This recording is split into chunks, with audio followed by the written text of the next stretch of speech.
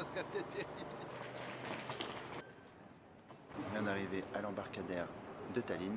On se dirige vers Helsinki à la conférence Bitcoin and Blockchain et on va couvrir la conférence pour vous, la vlogger, peut-être faire un live et on se retrouve de l'autre côté de la mer. On a pour 2 heures de bateau et on se retrouve là-bas. I've been trying hard to keep my cool, but when you're near, there's nothing that I can do. When you're walking in, I know it's true.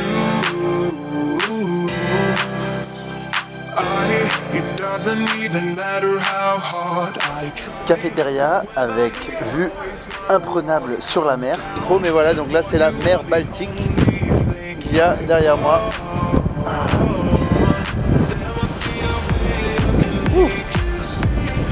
Bon bah ça caille un peu quand même.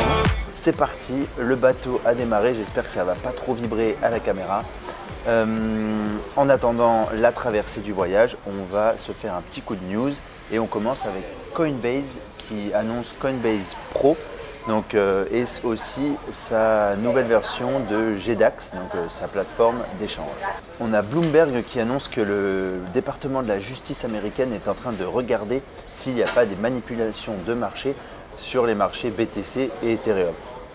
Comme si c'était une surprise que ce marché était manipulé. On a l'ONU qui pense améliorer la rapidité et l'efficacité de ses projets en utilisant la blockchain IOTA. Donc on attend de voir ce que ça donne avec impatience. Du côté d'Ethereum, ils ont sorti un nouveau standard ERC qui va permettre de régler quelques vulnérabilités au sein de la blockchain Ethereum et de certains bugs. On peut en reparler dans une vidéo. Si vous voulez qu'on détaille les points techniques, mettez-nous en commentaire.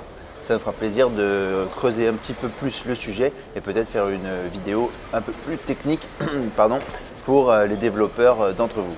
La bataille entre les gouvernements et les cryptos continue. On a par exemple Singapour qui a envoyé 8 lettres d'avertissement à 8 exchanges pour avoir tradé des securities non régulées. On finit sur 2 notes positives. Donc la première, c'est la première ICO régulée à 100% en Russie. Et la deuxième, c'est pour les possesseurs de VeChain, une start-up de Shanghai se propose de tracer l'authenticité de toute la chaîne de fabrication du vin et de le mettre sur la blockchain. C'est tout pour les news, on se retrouve en Finlande. Première fois en Finlande, dites-nous dans les commentaires si vous êtes déjà venu en Finlande. Première fois pour toi aussi, c'est ça. Et dites-nous ce que vous en avez pensé, ce que vous nous conseillez de faire. Et à première vue, ça a l'air assez cher comme ville. Donc on vous tiendra au courant sur ces trouvailles.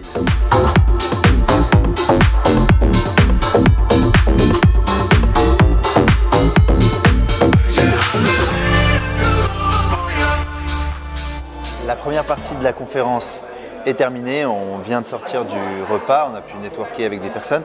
Mais avant de commencer le petit débrief, je voulais vous montrer. Donc là, c'est conférence programme. Et là, quand on retourne, on voit les jeunes loups, le logo. Donc ils ont été vraiment sympas de mettre notre logo ici.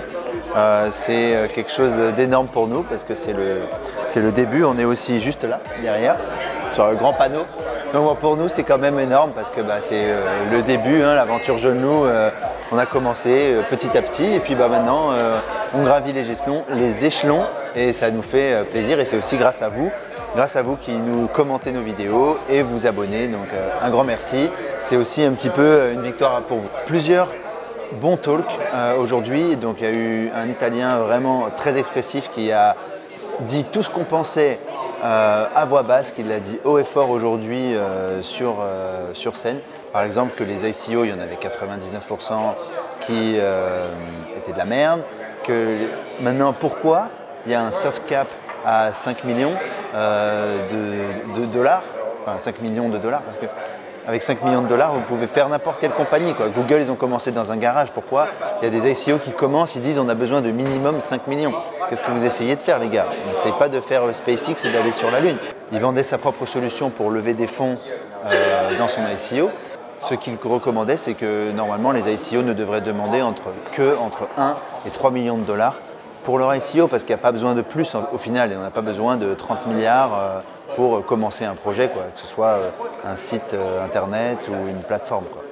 Pour ce qui est du speech qui a eu lieu juste après, donc c'était la société Win-Win, il a expliqué comment marketer son ICO lorsque Google, Facebook, Twitter vont mettre leur ban en place pour les pubs de crypto. Parce que si vous regardez YouTube et que vous avez des pubs, vous devez sûrement voir encore des pubs crypto et vous vous êtes sûrement demandé mais pourquoi je vois cette pub alors que normalement ils ont mis un ban en place. Ben non, ça n'aura lieu que cet été. Et donc il expliquait comment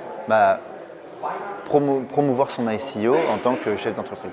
Donc par exemple, si vous voulez faire votre ICO, il a parlé de groupes Telegram, d'autres solutions, de passer par des influenceurs, etc. On a mis d'ailleurs un post sur ça sur Instagram et on pourra faire un PDF que vous pourrez télécharger en description. Ensuite, on a eu un gars de IBM qui fait une présentation beaucoup plus corporate, beaucoup plus ennuyeuse. Donc, il nous a expliqué en long, en large et en travers les publics privés, les blockchains privés, les blockchains publics et les blockchains DLT, donc Distributed Ledger Technology, qui est pourquoi l'une, pourquoi l'autre, pourquoi les banques choisissent plus les privés, pourquoi elles ont peur des publics, pourquoi souvent elles essayent de favoriser les DLT. C'était intéressant parce que le gars travaillait dans une banque, il était en mode consultant IBM. C'était intéressant de voir comment il travaillait avec les banques et d'autres organisations. Maintenant, on le sait, le problème des blockchains publiques, c'est que tout est public, donc ça ne plaît pas à tout le monde. Et le problème des blockchains privées, c'est qu'il y a c'est que partiellement privé. Donc, il y a des avantages et des inconvénients dans chacune. Et c'était intéressant de voir comment ça se passe au niveau du business. Ensuite, on a fini avec les sponsors de l'event qui sont Bethereum. Donc l'idée est pas mal, c'est de proposer un site de paris en ligne avec des Ethers justement, et au lieu d'avoir une situation gagnant-perdant entre le casino et le joueur, ils veulent recréer une synergie et avoir une situation gagnant-gagnant, en sachant que les gains faits par la plateforme ne sont issus que des gains des joueurs. Donc en gros, la plateforme gagne, les joueurs gagnent. En gros, c'est les joueurs entre eux qui perdent leur argent, mais bon, c'est le joueur et le joueur, quoi. Donc si vous jouez votre argent, c'est que vous voulez perdre, sauf que là, c'est pas la banque, c'est pas le casino qui gagne l'argent, c'est un autre joueur ou la plateforme sur le gain des autres joueurs. Bon, c'est un petit peu pareil, mais un peu différent quand même. Pour le moment, c'est une bonne journée. On a eu un bon repas. Qui dit Finlande dit saumon. Donc on a eu des sandwichs au saumon. C'était sympa. Maintenant, on va se diriger vers la salle parce qu'on a la deuxième partie de la conférence et on fera un petit débrief juste après. We're with Stefano here, one of the speakers at the conference here in Helsinki. He spoke this morning about ICOs and why 99% of them are bullshit, and why they are trying to raise too much money based on a few pieces of paper. You want to elaborate on that? Yeah, well, 99 came from your opinion, but I would say probably a large majority it comes from a misconception. If you look at the venture capital world, venture capitalists will never come to you and say, here is 20 million, 30 million, do whatever you want with it. A venture capitalist will come with $500,000 and ask you, show me what you can do with this. And then 1 year later come back and say, here is 2 more million, and then 1 year later come back with more money and more money and more money. And this process will take 6 to 8 years before you get to an IPO. When you go to ICO world, the letter I is actually there in order to justify the similarity to IPO in a way of attracting funds. But bottom line is, when do you evaluate if an ICO is successful? Whether they have collected money, whether the price of the token goes up, or eventually whether they have developed something useful for the community. My standpoint come backwards. So I would say the number one priority is whether they have developed something useful. Secondly, if the token remains stable, perhaps appreciate a little bit. But even if you depreciate a little bit, it's not a big deal. Eventually, what you want to know is that you can use the token in a rewarding way, in a utility way. The purpose is to be a utility. Oh, yeah, well, okay, all right. I agree with you. I feel that too much ICO don't have product. And however, I also like your company in Singapore. So you're basically helping ICO or company forming and raising money, right? That's correct. And you had like this specific fork between 1 million and 3 million, that's your target? I'm suggesting that in future the ICO will become more of coin offering. And so with Vox, which is our company, advisory company in Singapore, Vox.sg, we are advocating the idea of making multiple coin offering instead of one ICO, multiple CO coin offering, concurrently requesting money for a different purpose.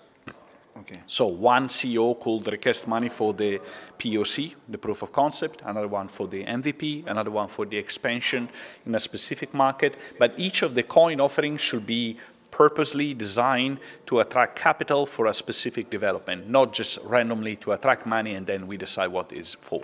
Okay. Why did you choose Singapore as a base? It has been 12 years now that I've been based in Singapore. I always wanted to go to Asia. I was looking for a place that was business friendly. I think I made one of the best decisions because the government of Singapore actually supports business, especially in the fintech industry. They allow companies to take decisions inside the unregulated or semi-regulated incubator, which is ATRR in Robinson Road in Singapore, allowing everyone that wants to experience the blockchain community and wants to experience the blockchain technology and wants to experience the blockchain regulation to operate from a country that wants to be set as the hub for the world in terms of fintech and blockchain. All right. Do you suggest to use either the Ethereum platform with ERC20 or to create their own blockchain? When I was on stage just now here in Finland and we were talking about ICO, I was asking the audience, why would you issue your token on ERC20? And the answer was because it's easy. That's true. And so I would say, well, there are many platforms, many blockchains, many ways of issuing your token. Not necessarily ERC20 is the best solution, but I would say it has been the most convenient solution. For a long period of time, it might not be the most convenient solution. Like if I wanted to ask you, why won't you find out for me some information about whatever topic in 1999 or the year 2000, you will go on AltaVista and you will Google or AltaVista about that topic. And then now you don't AltaVista anymore, but you Google about that topic. And so we don't know if that's the technology that will stick around for the long haul, or rather there will be something else that will come and be more flexible. An example is when CryptoKitties went online, if I recall correctly, they took 20% of the entire Ethereum blockchain in one day. It's not feasible, it's not practical, it's not scalable. And everyone is talking about scalability, scalability, scalability. So there will be probably new standards coming up, new ideas coming up, and that's why we are very open to see what's going on. EOS, maybe? It might be EOS. I know EOS is like a religion. Whoever believes in EOS abandoned whatever other religion they have and believe in EOS. It's okay. I mean, that's why I think that the cryptocurrency in general, blockchain in general, ICO in general, does not belong exclusively to the realm of finance, but definitely overflow within the entertainment industry, as I have shared today from the stage, or also on the belief stage, like the word hodling that didn't exist in English before and now it exists associated to cryptocurrency and blockchain. Funny how the story goes, little hope but bigger dreams. They try to bring a sucker down, singing louder than the crowd. Listen the rhythm, I'm feeling brand new. Keep pushing forward, it's gonna save you. Never look down, love, not when we shine so bright. Grosse surprise Helsinki, vraiment du monde dans les rues, du monde dans les parcs.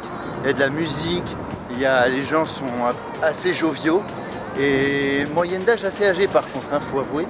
Mais les gens sont en terrasse, il y a vraiment plein de choses sympas. C'est tout fleuri, je ne sais pas si on voit bien, mais c'est vraiment agréable et vraiment ça donne envie de revenir. Et si vous devez venir, je vous conseille fortement Helsinki. Il y a vraiment plein de choses à faire, il y a du bateau, il y a des centaines d'îles, pour pas dire des milliers. Vous pouvez prendre des bateaux, aller dans les îles, il y a des saunas, il y a vraiment plein d'activités intéressantes. On est là que pour 2 jours, mais on reviendra c'est sûr parce qu'il y a vraiment un potentiel dans cette ville. light me up like lemonade. We both know it's bittersweet. This sorrowness will bite your tongue. No one is forever young. No. Listen the rhythm, I'm feeling brand new. Keep pushing forward, it's gonna save you. Never look down, love, not when we shine so bright. I know the sun is getting warmer, but when we soar